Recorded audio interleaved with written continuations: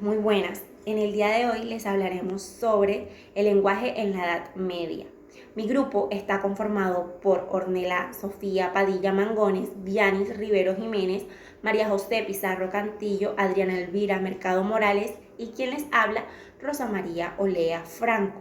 A continuación yo procederé a hablar sobre la caída del Imperio Romano y cómo éste interfirió en el lenguaje, en el latín culto, el latín vulgar y las lenguas romances. Universidad del Atlántico, sede regional Sur, SUAM, presentado por Rosa Olea Franco, Ornella Padilla Mangones, Vianney Rivera Jiménez, Adriana Mercado Morales, María Pizarro Cantillo. Grupo 43, Desarrollo del lenguaje en la comunicación, Licenciatura en Educación Infantil 2022. Muy buenas, yo les hablaré de la caída del Imperio Romano y cómo éste afectó al lenguaje. Esto sucedió en el siglo número 5. En aquel entonces, la forma de la lengua latina existían dos clases de latín, el culto y el vulgar. El primero era usado por los escritores y gente preparada. El vulgar era hablado por el pueblo de Roma. Este fue el que se impuso en todas las colonias con la caída del Imperio Romano. Aparecieron las lenguas romances, las cuales inicialmente tuvieron el latín vulgar como referente.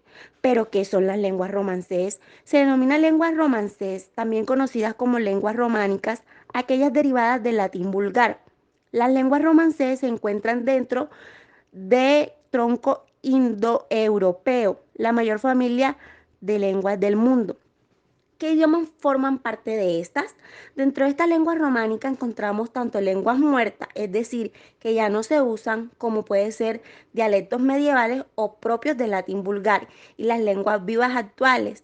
Entre estas últimas encontramos el castellano, el francés, el italiano, el portugués, el catalán, el gallego o rumano. Mi nombre es Vianney Rivero Jiménez. Yo les estaré hablando sobre los al-Andalus en el siglo XI y XII, donde surgió el lenguaje de los poetas árabes y hebreos. El principal problema que se encuentra para conocer más sobre la literatura medieval es la escasez de textos, puesto que la mayoría de las personas de ese tiempo eran analfabetas y los pocos textos que se encontraron eran de autores cultos. Esto sucede en tres zonas distintas, como son los andaluz, que durante los siglos XI y XII, en los que poetas árabes y hebreos decidieron incluir al final de unos poemas en árabe o hebreos, estos denominados mozazas, unos versos en mozárabe que recogían todas las cancioncillas que cantaban los mozárabes. Es decir, los cristianos que habían quedado viviendo bajo dominio árabe, los archas, son los textos literarios en la lengua romance más antiguos de los que disponen. Y no se descifraron estos hasta mediados del siglo XX. También tenemos en que en el siglo XII y en el noroeste peninsular surgió toda una corriente de trovadores que, aparte de poemas cultos inspirados en el amor cortés provenzal, recogieron y escribieron poemas que imitaban el estilo de las canciones populares de la zona, como lo fue las canciones de amigo. También, por último, ya tenemos el lugar en la zona de Castilla. No surgió una corriente de poetas nobles hasta el siglo XV, y fue entonces cuando se recogió por escrito lo que seguramente llevaba, digamos, siglos circulando oralmente, que serían los villancicos, las canciones populares y cotidianas castellanas, que también se conocen como lírica tradicional. Ahora los dejo con mi siguiente compañera. Nuestra línea de tiempo es el momento de hablar de las jarchas. Se cultiva este tipo de poemas cortos entre el siglo XI al XIV, especialmente ubicado en la península ibérica. A continuación procederé a dar mi intervención sobre este grandioso tema. Nuestra línea de tiempo sobre el lenguaje en la Edad Media es el turno de hablar de las jarchas. Se cultiva este tipo de poema corto escrito en mozárabe desde el siglo XI hasta el XIV en el sur de la península ibérica. Las jarchas son breves composiciones líricas que cerraban los poemas escritos en el árabe culto, que llamamos muasahas. Estas muasahas fueron escritas por poetas cultos árabes y también judíos, y al final de las mismas añadían una breve jarcha en lengua vulgar, posiblemente de origen popular. Jarchas y muasajas son típicas de la España musulmana al-andaluz. Las jarchas generalmente se escribían en árabe coloquial y en algunos casos en la lengua romance, que sería el mozárabe, mezcla de latín y árabe, dialecto del sur peninsular, hoy en día ya desaparecido. En cuanto a la temática de estas composiciones, las jarchas generalmente ponen bajo la voz de una mujer la experiencia del sufrimiento amoroso. El tema que predomina es la ausencia del amado, lo que motiva la queja amorosa de la muchacha que lo echa de menos. También está muy presente la presencia de una tercera persona que impide la felicidad de los amantes. El interlocutor o confidente a quien se dirige la joven con quien se desahoga de su mal de amor es la madre, que normalmente no toma la palabra, solamente escucha a la queja de la abandonada. A continuación procederá a dar un ejemplo de una jarcha maravillosa y dice así: olas del mar de Vigo, habéis visto a mi amigo. Ay, Dios, que venga pronto. Olas del mar alzado, habéis visto a mi amado. Ay, Dios, que venga pronto. Habéis visto a mi amigo, aquel por quien yo suspiro. Ay, Dios, que venga pronto.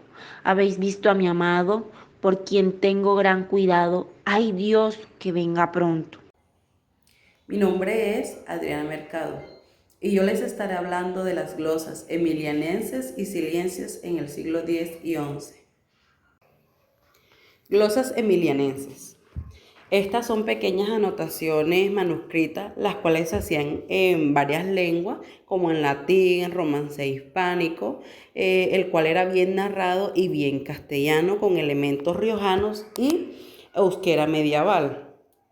En algunos pasajes del Códice Latino a Emilianensis 60, a principios del siglo XI, tenía el monje capista la intención de aclarar varios significados de uno que otro pasaje del texto latín. La importancia de esta glosa es que era el primer testimonio escrito y el que contenía información de un dialecto romance hispánico.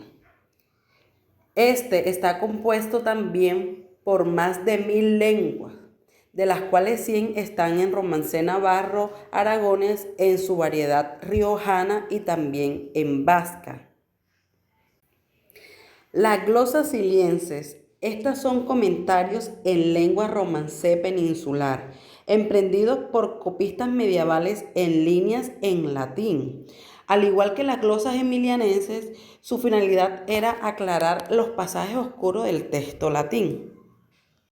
Buenas, mi nombre es María José Pizarro Cantillo y yo les voy a hablar sobre el teatro medieval, especialmente la obra de los Reyes Magos en el siglo XII, la lírica provenzal, y les voy a explicar qué son las cántigas galaicas portuguesas. El teatro medieval, especialmente la obra del autor de los Reyes Magos en el siglo XII. Fue una poesía, un estilo de polimetría del texto que predominan los alejandrinos, eneasílabos y el heptasílabos. Encontramos en el teatro medieval rimas anómalas, explicables por la evolución del idioma que comenzaba a disponer ciertas vocales, que esto permitía la neutralización del AE y el OE. Estos rangos hacen pensar en un autor que vive en Francia, entre los muchos clérigos de ese origen que estaban instalados en Toledo. También señala un autor que escribe una lengua general para la heterogénea población de Toledo. La lírica provenzal constituye el primer movimiento de lírica culta en la Europa occidental. Surge en el sur de Francia, en un lugar llamado Provenza, alrededor del 1100. Fue cultivada por los trovadores que utilizaban para expresar sus sentimientos una lengua de romance y de provenzal. Constituye un tipo de poesía laica que no dependía de la iglesia ni de las instituciones culturales ligadas al latín. Esta se trata de una poesía compuesta para ser interpretada por los juglares que se acompañaban en instrumentos musicales. Llegó hasta nosotros gracias a las copias incluidas en los cancioneros. Esta lírica provenzal, troversadora, tiene un tema central en el amor, aunque también tuvieron cabida en la religión, en la política y en la guerra. Impuso su lengua y su manera de hacer poesía a toda la lírica culta en Europa, a los cristianos, a los poetas, no nacidos en la zona de Provenza. Adoptaron la lengua provenzal para componer sus versos, en el caso de Cataluña y el norte de Italia. Ahora les voy a explicar qué son las cántigas galaico-portuguesas. Las cánticas de amor gallego-portuguesa están basadas en la poesía trovadoresca provenzal del siglo XI y el siglo XIII, pero con alguna diferencia. La canción provenzal está sujeta a las determinadas normas de verificación más estrictas que las usan las cánticas de amor, que presciden del todo elemento decorativo. Buenos días, mi nombre es Ornella Sofía Padilla Mangones y en el día de hoy les estaré hablando de los aportes que realizó Alfonso X el Sabio del Mester de Juglaria y el Mester de Clerecia. Aportes hechos por Alfonso X el Sabio en el siglo VIII. Como se ha dicho, pues Alfonso X alcanzó una gran fama como fomentador y artífice de múltiples actividades culturales. Decidió que la lengua castellana se convirtiera en el idioma oficial de la Cancillería Regia y mandó a traducir libros a esta lengua en la Escuela de Traductores de Toledo. Pero lo más destacado son el conjunto de obras que elaboró en el transcurso de aquellos años. En el ámbito jurídico se vieron a la luz 3 grandes libros: el Fuero Real, el Espéculo y las 7 Partidas. También a esto se le atribuye al Rey el Sabio la elaboración de una historia universal, denominada Grande e General Historia, y sobre todo de un texto relativo al pasado histórico español. La historia de España. Hemos visto pues que nuestro autor fue una gran figura importantísima para el castellano. Bajo su reinado se le hizo de facto lengua oficial y se escribieron los numerosos textos de diversas temáticas, lo que propició un gran desarrollo y mayor auge de esta lengua. Hasta entonces silvestrada y correspondida a sus orígenes. ¿Qué fue el Mester de Juglaria? Pues el Mester de Juglaria fue un tipo de poesía propia de la Edad Media, específicamente de los siglos VII y VI, con el que se buscó entretener a reyes, nobles y un público en general. Estas poesías fueron cantadas y declamadas por los juglares y de allí proviene su nombre. Generalmente estas personas anteriormente mencionadas de origen humilde, por lo que también solían realizar actividades recreativas y ambulantes, como lo eran los malabares, la comedia, el baile, el canto y la mímica. El nombre de Mester de Juglaria proviene del latín ministerium juglaria, que significa el oficio de los juglares. El principal cantar en el castellano es el poema de Mío Cid, en el que se narran las gestas de un caballero burgalés llamado Rodrigo Díaz de Vivar. El Cid campeador que vivió en el siglo XI, un caballero burgalés llamado. Este poema se estructura entre cantares: el cantar destierro, el cantar de las bodas y el cantar de la afrenta de Corpes. Ahora hablaremos del Mester de Clerecia. En la literatura medieval compuesta por clérigos, es decir, hombres instruidos, y no necesariamente tienen que ser sacerdotes, solo podían ser personas nobles, como por ejemplo tenemos a Pedro López de Ayala, judíos como Septón, o musulmanes como el anónimo autor del poema de Yusuf, que poseían unos conocimientos superiores a los de trivium o tribales, pues la enseñanza elemental de la época era esa. Estos clérigos habían cursado altos estudios en ese entonces, es decir, la educación superior derivada del quadrivium, de donde podrían provenir la expresión cuaderna vía, que sirvió más que todo para llamar a su estrofa característica, el tetrástrofo monórrimo.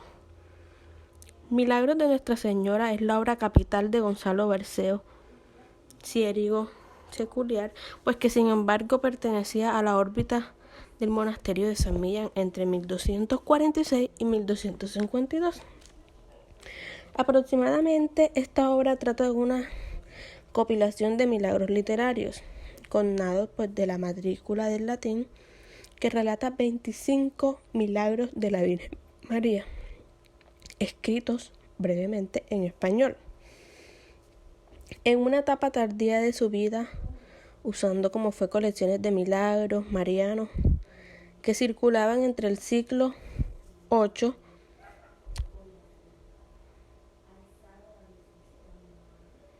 para 24 de ellos.